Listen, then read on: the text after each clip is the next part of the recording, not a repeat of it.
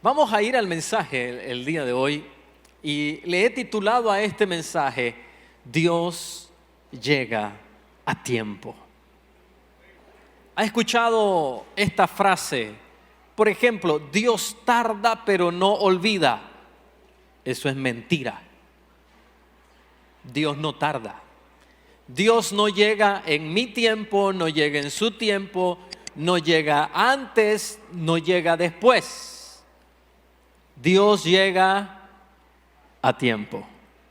Siempre Dios llega a tiempo. Y para hablarle de este mensaje, quiero hacerle una pequeña reseña histórica de lo que tuvo que vivir el pueblo de Israel. El pueblo de Israel estaba portándose mal, se había dividido entre los que seguían a los hijos de David y los que seguían a un linaje pagano de reyes que no tenían básicamente una familia de linaje, sino que iban dando golpe de estado y golpe de estado, entonces iban cambiando de reyes. Todavía los hijos de David gobernaban una de las, dos tribus de Israel. Entre ellos estaba Judá, que era la principal tribu de toda la nación de Israel. Pero se comportan mal, se vuelven idólatras. Y el Señor les dice: ustedes van a aprender una lección. Ustedes van a aprender a honrarme a mí. Y yo voy a quitar mi protección de ustedes. Y eso es lo que ocurre muchas veces. Queremos decir que Dios me está castigando. Dios lo que hace, finalmente nos dice: bueno, hijo, hija, estás por tu cuenta. Estás por tu cuenta. Y Dios quita su bendición. Dios quita su protección, porque dejamos de vivir, como dice el Salmos capítulo 91, al abrigo del Altísimo. Dejamos de morar bajo la sombra del Omnipotente. Ahí está el problema. Y eso fue lo que el pueblo de Israel pasó. Se levanta un hombre en ese tiempo que se llamaba Jeremías y les profetiza y les dice que van a ser llevados cautivos por Babilonia y que van a estar en Babilonia 70 años de cautiverio. El pueblo de Israel finalmente termina cayendo en manos de Babilonia, destruyen completamente todas las ciudades de Israel, en este caso de Judá, que fue la última que quedó, y son llevados cautivos. En ese cautiverio aparece un hombre que se llamaba Daniel y los tres amigos, ¿se acuerdan de ellos? Sadrach, Mesach y Abednego, comúnmente conocidos, pero sus nombres eran Ananías, Misael y Azarías. Son llevados cautivos, ya conoce la historia. Daniel decide no contaminarse y se convierte en un hombre principal en ese tiempo.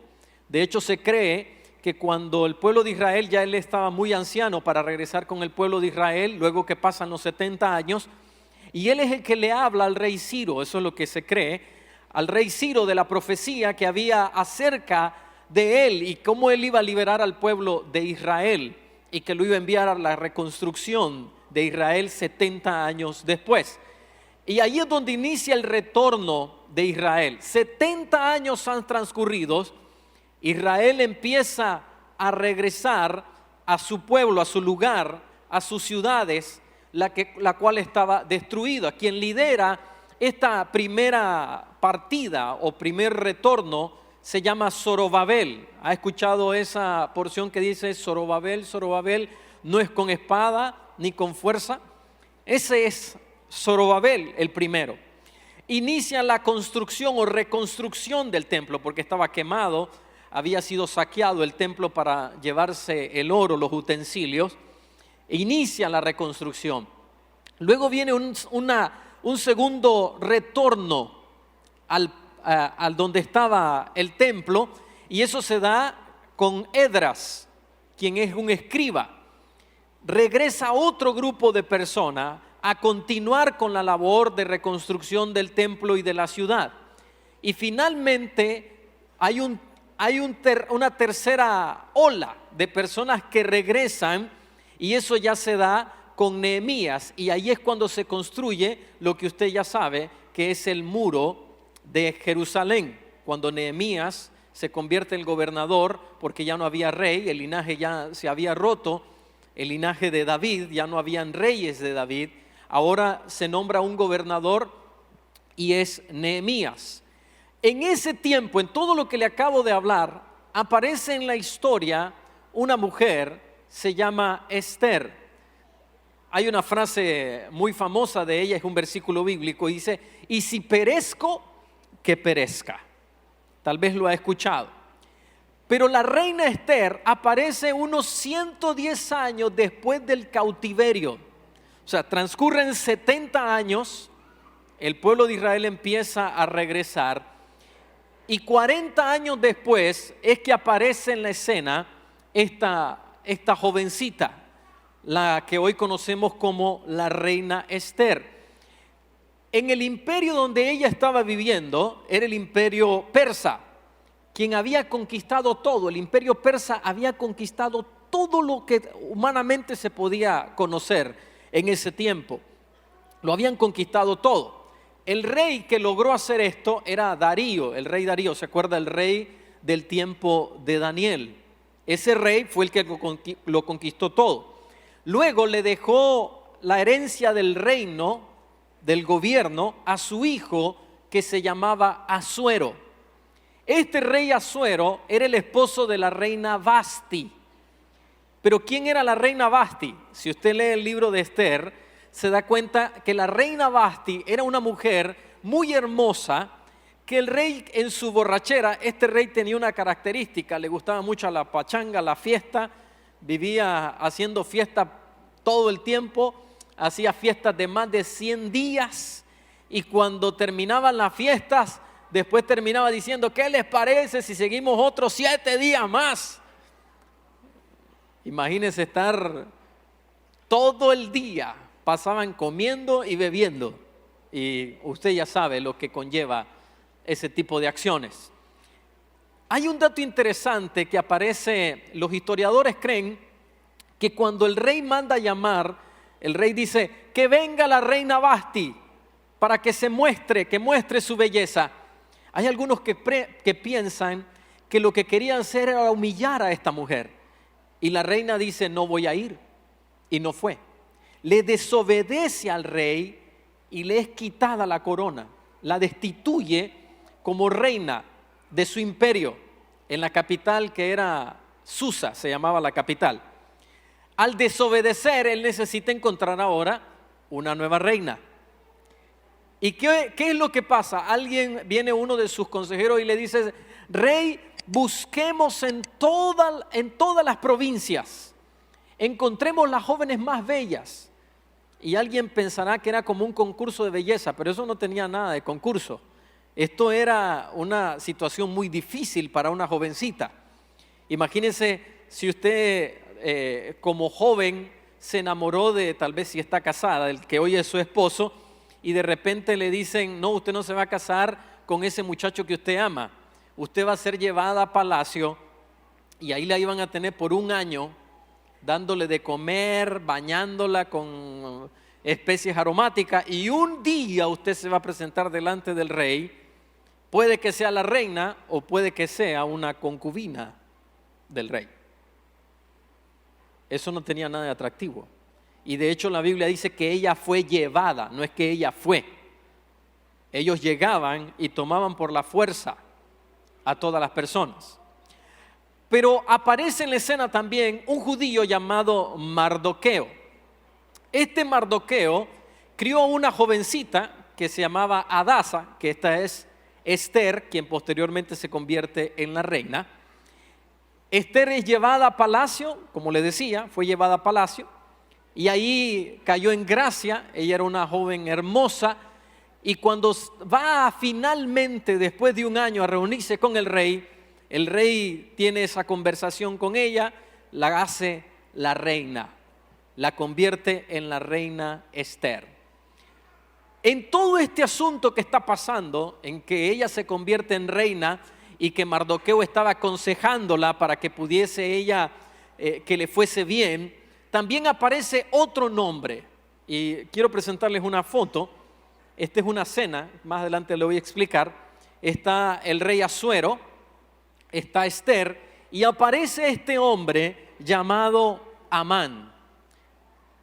Amán, y tenía como una especie de apellido, y el apellido era Agageo. ¿Por qué utiliza esta especie de apellido? Ahora ya le voy a explicar por qué. Porque era descendiente de un rey llamado Agag, de Amalek. Y los amalecitas, para los que quieren saber la referencia de dónde era este rey, eso está en el primer libro de Samuel, capítulo 15. Y casualmente ese rey fue el que combatió contra Saúl, y ahí fue cuando Saúl desobedeció a Dios. No le obedeció al Señor y fue desechado. Ese Saúl le perdonó la vida a ese rey, aunque después, posteriormente, finalmente Samuel termina matando a ese rey. Pero las personas no supieron. Se creía que había sido Saúl que había matado a este rey. ¿Y de quién era descendiente Amán? De este rey, del rey Agag, de Amalek. Pero Amalek tiene historia con los judíos. Si nos remontamos allá por Éxodo capítulo 17, el Señor le dice a Moisés: vas a enfrentar a Amalek. Amalek se levanta en contra de Israel, y el Señor manda a enfrentar a Amalek, y escogen a Josué para que dirija a las huestes del pueblo de Israel para que enfrente a Amalek. Y Amalek es derrotado, ¿se acuerda? Se puso una piedra en el centro y a Moisés lo sentaron ahí, y cuando Moisés levantaba las manos, estaba a un lado de un lado y Aarón del otro lado, le ayudaron a levantar las manos, y cuando levantaban las manos el pueblo de Israel podía vencer a Amalek. Y finalmente termina venciendo a Amalek. Mire cómo viene la historia.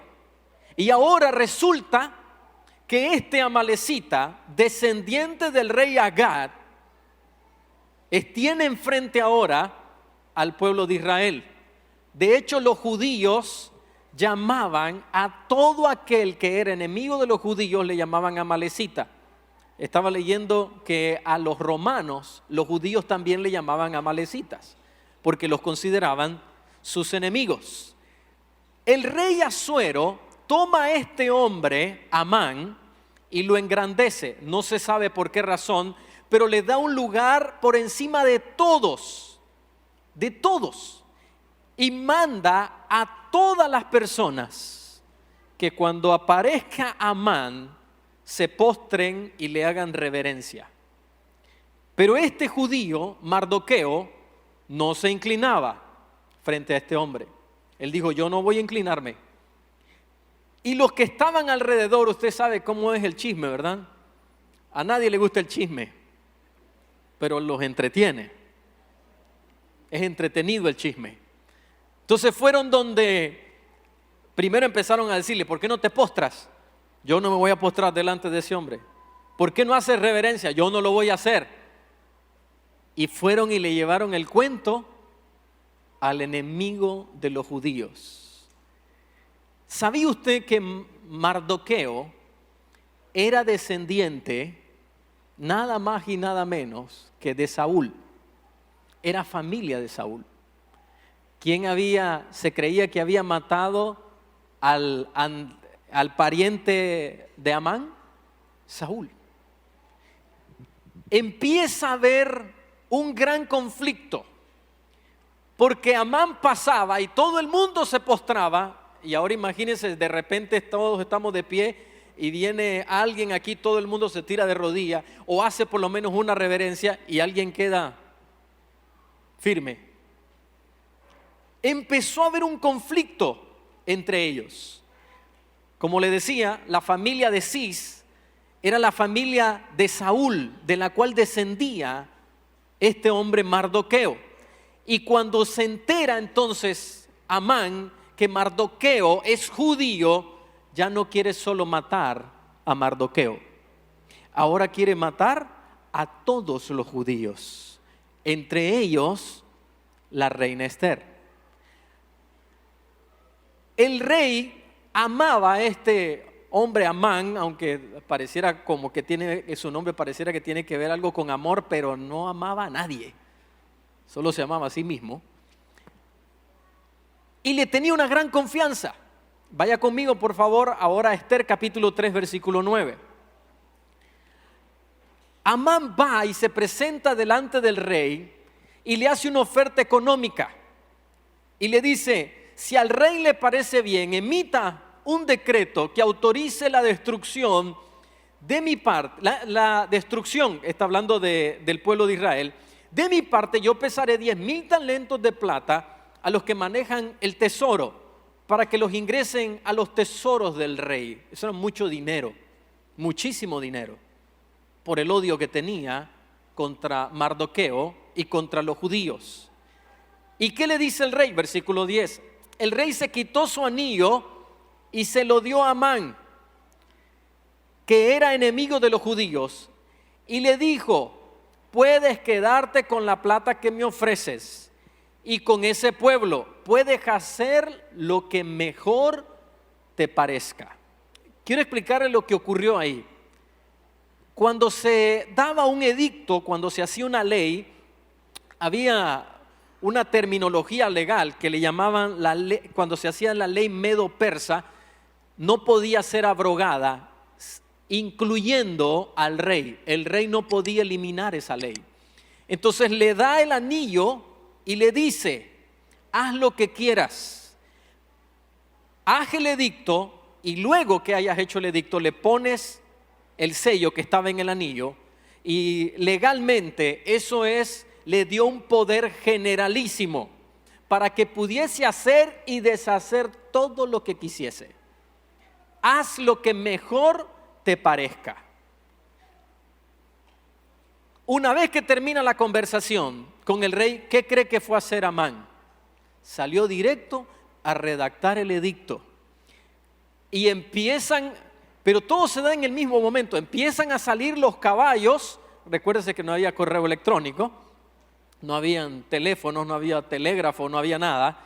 Empiezan a salir los caballos para todas las provincias, anunciando que todo aquel que conociese a un judío podía matarlo y quedarse con sus propiedades.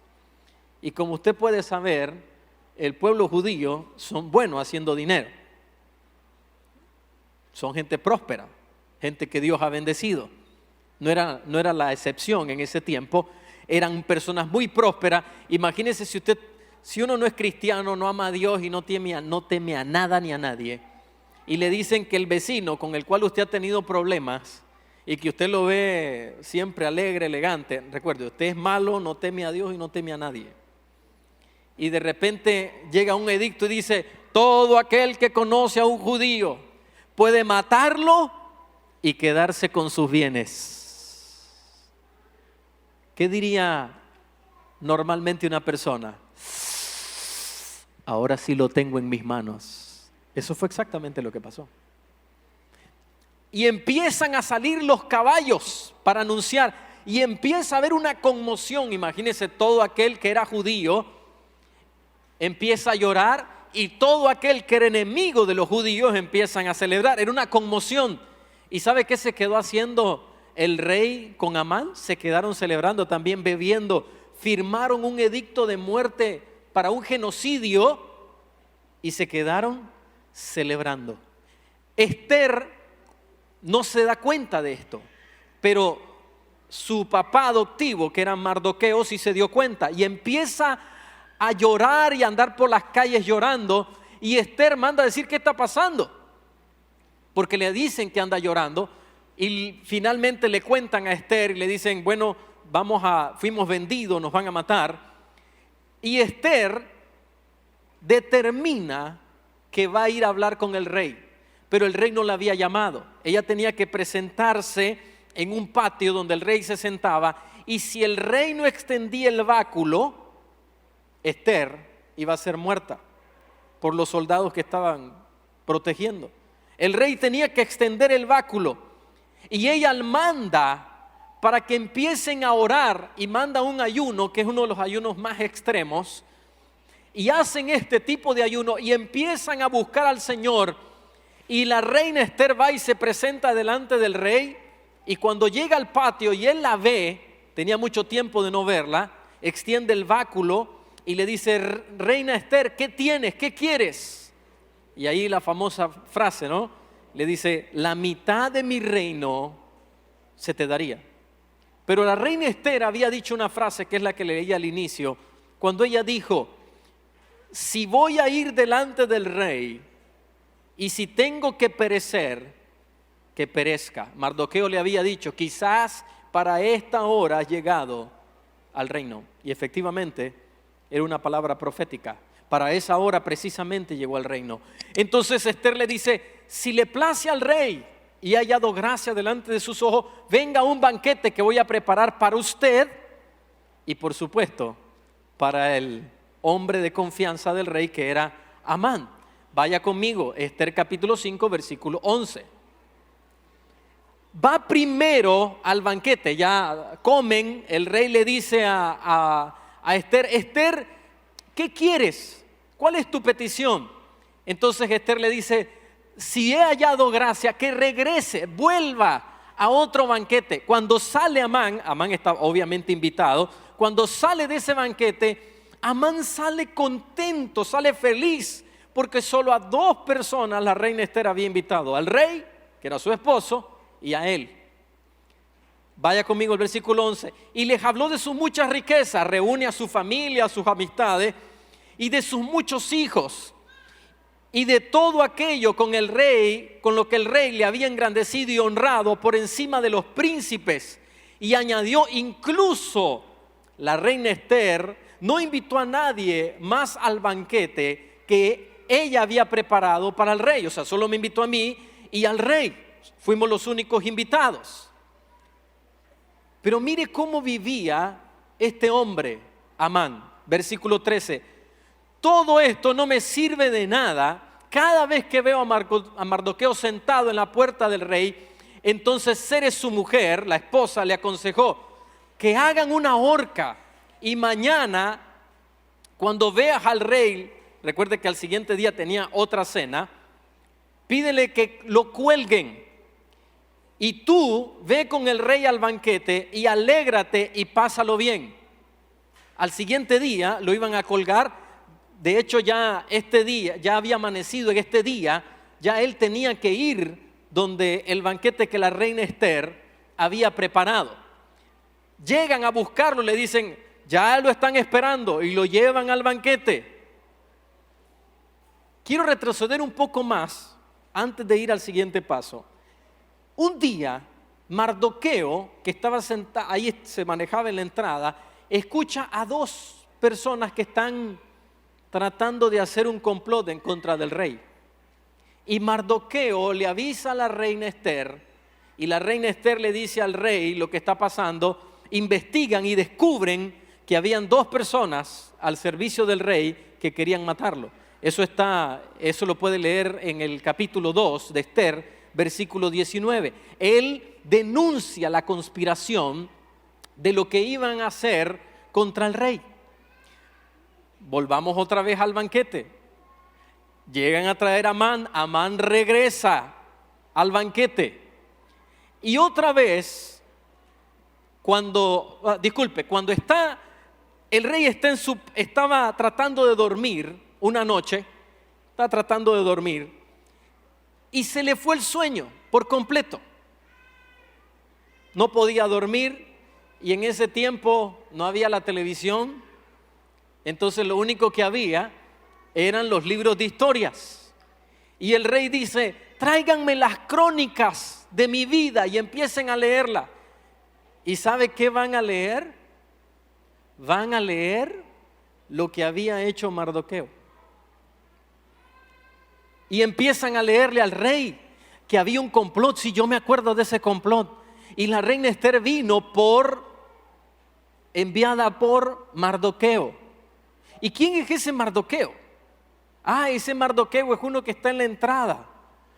¿Y qué se hizo por él? No se hizo nada, rey. De repente, se escucha en el patio. ¿Se acuerdan ese patio donde nadie podía entrar? Uno de los que podía entrar era el malvado de Amán. Se escucha en el patio que hay alguien, y el rey dice: ¿quién está en el patio? Ah, es Amán, señor. Manden a llamarlo. Manden a llamarlo. Versículo 3 del capítulo 6. Y le preguntó el rey, entra Amán, y le preguntó el rey: ¿qué honra o qué distinción se le hizo a Mardoqueo por este servicio? Los servidores del rey y sus oficiales respondieron: no se ha hecho ninguna distinción. Dijo el rey: ¿quién anda en el patio? Amán había venido al patio exterior de la casa real, pues quería hablar con el rey. ¿Para qué?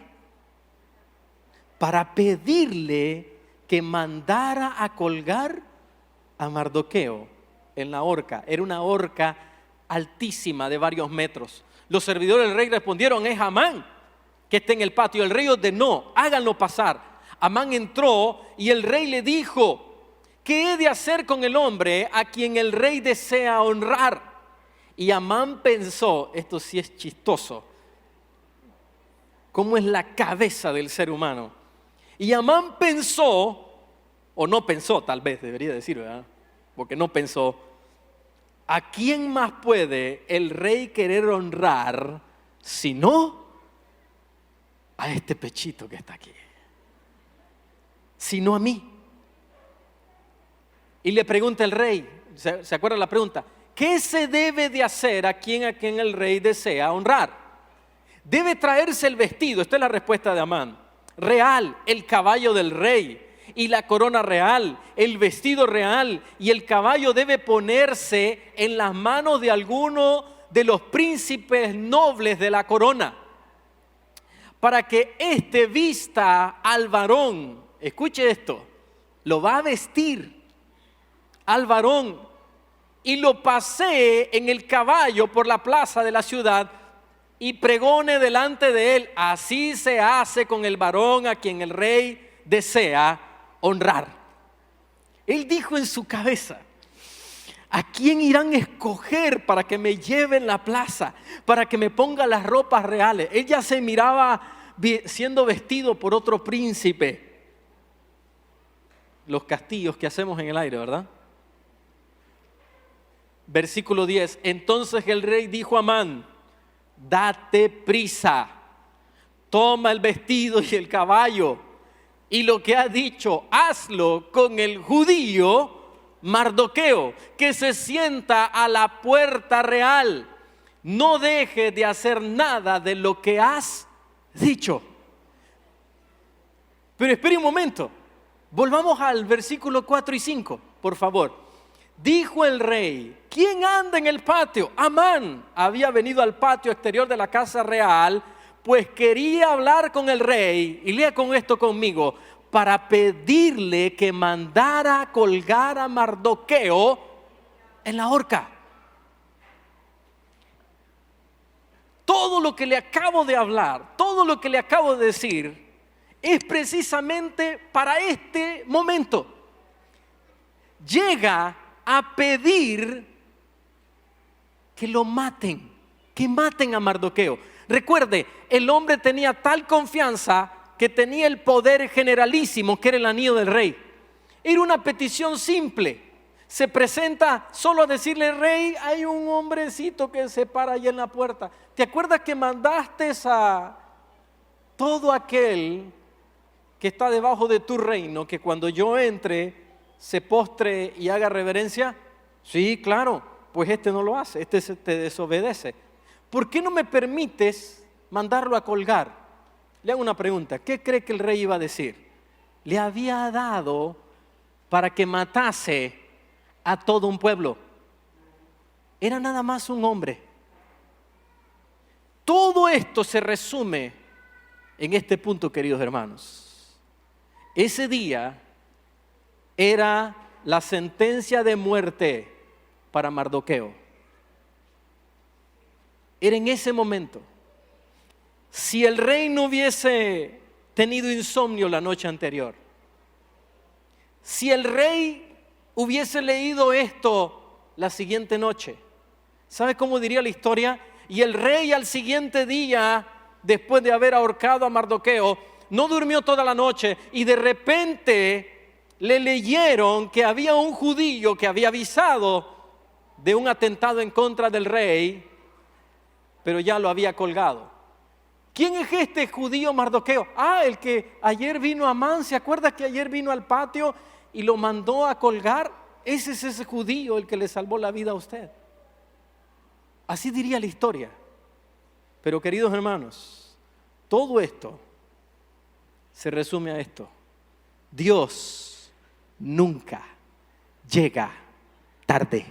Dios llega en tiempo para salvar a sus hijos. Oh, si yo fuera usted, le diera ese aplauso fuerte al Señor. Dios siempre llega en tiempo. Dios siempre llega en tiempo. Pero estas personas, no crean que Dios llegó porque Dios dijo, bueno, voy a llegar, está bien. No. Este grupo de gente hicieron dos cosas que quiero mencionárselas. Lo primero que hicieron es que confiaron en Dios. Y lo segundo que hicieron, se dedicaron, decidieron buscar a Dios con todo su corazón.